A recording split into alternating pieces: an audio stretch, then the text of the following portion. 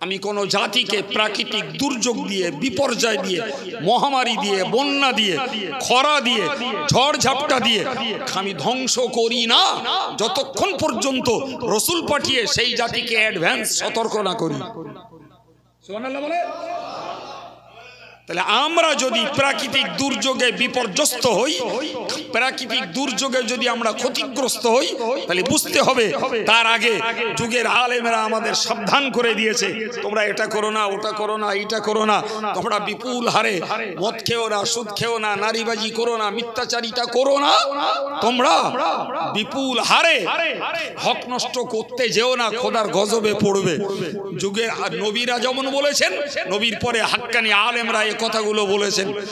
যখনই মানুষ সীমা ছাড়া পাপে ডুবেছে, তখনই আল্লাহ পাক কখনো আমফান দিয়ে, কখনো করোনা দিয়ে, কখনো সাইক্লোন দিয়ে, আর কখনো বন্যা দিয়ে এক এক সময় নাচিয়েছে। আমরা নেচেছি। আল্লাহ পাকের নীতি আপন জায়গায় সত্য, ঠিক কিনা বলেন? একদিকে প্রত্যেকটা জাতির জন্য নবী দিয়েছেন, অপরদিকে নবী না দেওয়া পর্যন্ত তিনি কাউকে আযাব দেননি। সুবহানাল্লাহ। তাহলে ক্লিয়ার যে আমরা যদি শাস্তি পাই আমাদের দোষে পাচ্ছি। ভাই চলুন, আমি নবী দিবসের হজ করতে বসেছি, এই এতক্ষণ যা বকছি একদম পুরো ধারাবাহিক সূত্র। তাহলে কি প্রমাণ হলো? জাতির জন্য, অঞ্চলের জন্য, এলাকার জন্য নবী দিয়েছেন, এবং নবী না পাঠানো পর্যন্ত কোন এলাকার মানব জাতিকে আল্লাহ আযাব দেননি। নূহ নবীর কওমকে ডুবিয়েছেন সতর্ক করার পরে। মুসা ফেরাউনের কওমকে ডুবিয়েছেন মুসা নবীকে দিয়ে সতর্ক করার পরে। ইউনুস নবীর কওমকে আল্লাহ সাজা দিয়েছেন ইউনুস নবীকে দিয়ে সতর্ক করার পরে। মক্কাবাসীদেরকে দুর্ভিক্ষ দিয়েছেন আমার রাসূলুল্লাহকে দিয়ে বারবার সতর্ক করার পরে। কত বোঝা যাচ্ছে বাবা? জি। তাহলে নবীরা আসেন কিসের জন্য? আরেকটা আয়াত বলছি। আল্লাহ বলেছেন কদ জাআকুম মিনাল্লাহি নূর ওয়া কিতাবুম মুবিন। আল্লাহ বললেন, হে মানব সকল, তোমাদের কাছে এসে পৌঁছেছে একটা নূর, একটা আলোকবর্তিকা, আর কি, আর একটা প্রকাশ্য কিতাব। तमाम পৃথিবীর মুফাসসিররা একমত যে এই নূর থেকে অর্থ হলো রাসূল করিম সাল্লাল্লাহু আলাইহি ওয়াসাল্লাম, আর কিতাব থেকে অর্থ হলো আল কোরআন, যেটাকে আমরা সচরাচর কোরআন শরীফ বলি, যদিও শরীফ শব্দ কোরআন শরীফে নেই। এটা আমাদের আমভাবে ব্যবহার বা প্রচলিত হয়ে গেছে। কোরআন শরীফে আছে কোরআন মাজিদ, কোরআনে আছে কোরআনে কারীম, কোরআনে আছে কোরআনে হাকিম। আমাদের মধ্যে ছড়িয়ে আছে কি কোরআন শরীফ। এই শরীফ শব্দ কোরআনের ব্যাপারে কোরআনে নাই। কোরআনে রয়েছে হাকিম শব্দ, কারীম শব্দ, রয়েছে মাজিদ শব্দ। জি। তো নবী আর কোরআন এই দুটিকে আল্লাহ মানুষের কাছে পাঠিয়েছেন বলে কোরআনে বার্তা দিলেন, দিয়ে বললেন যে ইহদি বিহিল্লাহু মানিত্তাবা রিদওয়ান, যারা আল্লাহর সন্তুষ্টি লাভ করতে চায় তাদের জন্য এর দ্বারাতে আমি আল্লাহ পথ দেখিয়ে দিয়েছি। সুবহানাল্লাহ। যারা সন্তুষ্টি লাভ করতে চায় পথ তাদের দেখিয়েছি কোরআন দ্বারা। জি প্রিয় ভাইরা আমার, তাহলে এ থেকে প্রমাণ হলো যে নবীকে আল্লাহ পাঠিয়েছেন আমাদেরকে পথ দেখানোর জন্য, আর তার অথেন্টিক গাইড বুক হিসাবে তা কিয়ামত অক্ষত রেখে দিয়েছেন আল কোরআনকে। সুবহানাল্লাহ বলেন। আজকে আপনি নবী পাবেন না, নবী পাবেন না, কিন্তু গোটা কোরআন ভরা রয়েছে খোদাই বিধান, এবং কোরআনের ব্যাখ্যা স্বরূপ রয়ে গেছে আমাদের মাঝে 7 লক্ষ হাদিস শরীফ। জি, এগুলোই হলো আমাদের জন্য গাইড বুক, এগুলোই জন্য আমাদের জন্য হেদায়েতের আলোকবর্তিকা। সম্মানিত ভাইরা আমার, তাহলে দৃঢ় বিশ্বাসের সঙ্গে মেনে নেন এবার যে সমস্ত নবীদেরকে আল্লাহ পাঠিয়েছেন ওই আল্লাহর সন্তুষ্টির পথ দেখাবার জন্য। যথারীতি আমাদের নবীকেও পাঠিয়েছেন পথ ভোলা মানব জাতিকে সুপথ দেখানোর জন্য, আর তাদের কাছে অথেন্টিক রেকর্ড দিয়েছেন কোরআন শরীফ। আপনি যেটাই চান কোরআন খুঁজলে মিলে যাবে।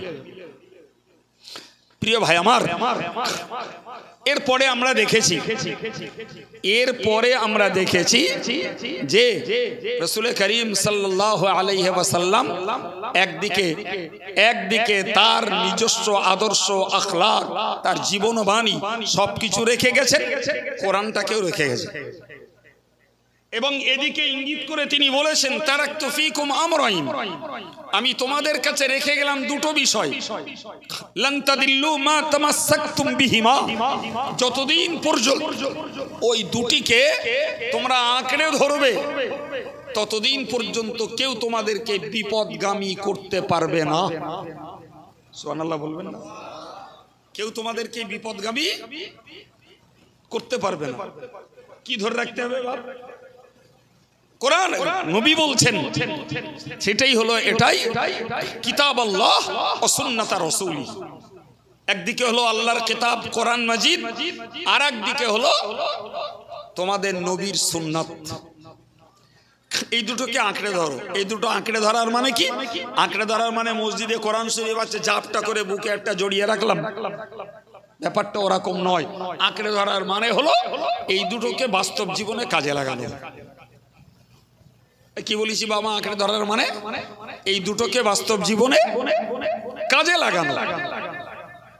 যদি কোরআন এবং সুন্নাহ এই দুটোকে যদি আমরা বাস্তব জীবনে কাজে লাগাতে পারি, তাহলে পৃথিবীর কোনো অপশক্তি আমাদেরকে বিপদগামী করতে। আরে বাবা, 100% মুসলমান আল্লাহকে না মানলেও, কোরআনকে না মানলেও, নবীকে না মানলেও একটা অংশ মুসলমানরা তো মানে।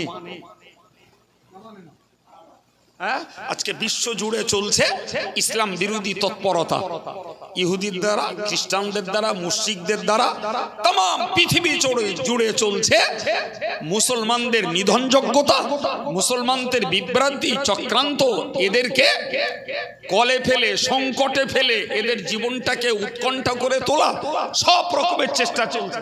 আপনি বলবেন যে অংশ মুসলমানরা আল্লাহকে মানে, রসুলকে মানে, কোরআন সুন্নাহকে মেনে চলে, ভাই এদের কাউকে দেখেছেন কি আল্লাহকে বাদ দিয়ে, নবীকে বাদ দিয়ে, কোরআনকে বাদ দিয়ে তাদের কথায় সবাই এক বাক্যে ঢলে গেছে?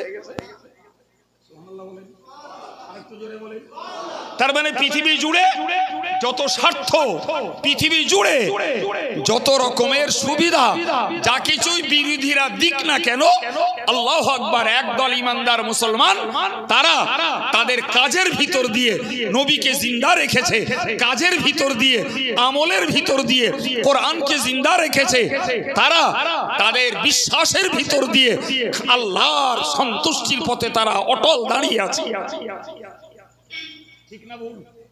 আজকের এই যে লোকগুলো এখানটায় এসে বসেছেন, আপনি বুকে হাত দিয়ে বলুন, যদি কোরআনের প্রতি বিশ্বাস, নবীর প্রতি বিশ্বাস, জি আল্লাহর প্রতি বিশ্বাস যদি না থাকতো, আলেমের প্রতি যদি মোহাব্বত না থাকতো, থোড়াই এই বর্ষার দিনে এখানে এসে বসে থাকবে, বাড়িকে যা পাবে খেয়ে নাকে তেল মেরে ঘুমোবে।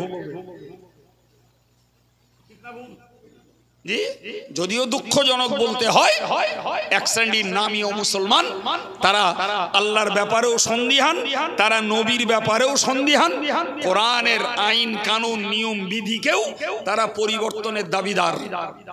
এটা পাল্লালি ভালো হয়, ওটা পাল্লালি ভালো হয়, এটা কেন ইসলামে, ওটা কেন ইসলামে। আরে বেটা তুই পড়, তুই পড়ে বল, তুই তো না পড়ে পরে গেলে ঝাল খাচ্ছিস। কথা বলে রাগ করবেন না ভাই, আমি সত্য কথা বলা লোক, আমারে খুব ভালো চেনেন, আপনাদের পাড়ার মানুষ বললে ভুল হবে না, আমি সত্য কথা বলছি। জানেন দেশ জুড়ে আল্লাহ ঘোরায়, ঘুরে ঘুরে অভিজ্ঞতা হয়েছে। আমাদের মতো লোকগুলোর কথা ওই দিনদার, ইমানদার, দাড়িওয়ালা, টুপিওয়ালা, আল্লাহ নবীর আল কোরআনের মহব্বতের মানুষগুলো শোনে। সমাজের যারা তথাকথিত শিক্ষিত, doctor, master, barrister, minister, MLA, MP, আমাদের মতন এরম বক্তাদের কথা তারা শোনে না, বলে ওরা কি জানে। ফলে তাদের ভিতরে সেন্সিটিভিটি, এ সজাগতা, এ সেন্স তাদের মধ্যে আসবে কোথা থেকে? তারা তো রবীন্দ্রনাথকে পড়ালো, নজরুলকে পড়ালো, তারা সুকুমারকে পড়ালো, সুকান্তকে পড়ালো, তারা শেক্সপিয়রকে পড়ালো, তারা আইনস্টাইনকে পড়ালো, তারা জগদীশচন্দ্র বোসকে পড়ালো। তারা তো আমার নবীকে নিয়ে পড়িনি, তারা আল্লাহকে নিয়ে পড়িনি, তারা কোরআনকে নিয়ে পড়িনি, সুন্নাহকে নিয়ে তারা পড়িনি। সুতরাং এই জ্ঞান কোথা থেকে আসবে তাদের?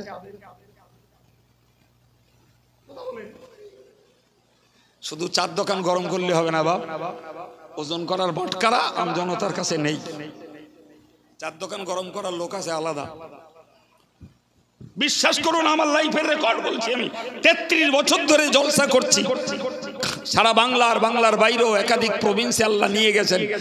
খুব বিলক্ষণ নিরীক্ষণ করে দেখেছি তথাকথিত সমাজের আধুনিক শিক্ষিত বুদ্ধিজীবী জ্ঞানী পণ্ডিতরা এই জাতীয় কথাগুলোর কোনো মূল্য দেয় না।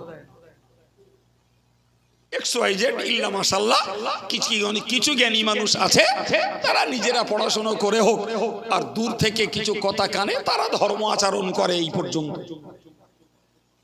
বহুত শিক্ষিত মানুষ ধর্ম করে, কিন্তু তুলনামূলক কম। তুলনামূলক ভুল বললো মনে হচ্ছে বাপ, একটু বলবেন? আপনারা তো শোনা লোক আর আমি বলা লোক, ধরা পড়লে আমার ধরবে, আপনাদের ধরবে না। ভুল বলেছি প্রিয় ভাইরা আমার। সুতরাং ওই যে কথা রাসূলুল্লাহ বলেছেন, তোমরা কোরআনকে আঁকড়ে ধরো, আমার সুন্নাতকে আঁকড়ে ধরো, পৃথিবীর কোন জাতি তোমাদেরকে বিভ্রান্ত করতে পারবে না। তারই প্রমাণ আমাদের চোখের সামনে। চোখের সামনে দেখেন না, দুনিয়া জুড়ে সুদ চলছে, গান চলছে, মদ চলছে, চিটিংবাজি চলছে, মানবাধিকার লঙ্ঘন চলছে, কিন্তু এর ফাঁকেও একদল মানুষ কোরআনকে নিয়ে, সুন্নাহকে নিয়ে, আল্লাহকে নিয়ে তাদের জীবনযাত্রা চালিয়েই যাচ্ছে। ও যা পারে হোক, ঠিক না ভুল? যা পারে হোক, এরা এদের জায়গায় আছে। কিন্তু যারা বাউন্ডারি ছাড়িয়ে ইসলামী নাম নিয়ে পরের সীমানায় ঢুকে পরের জিনিস লুটপাট করছে, এদের জন্য নিশ্চিত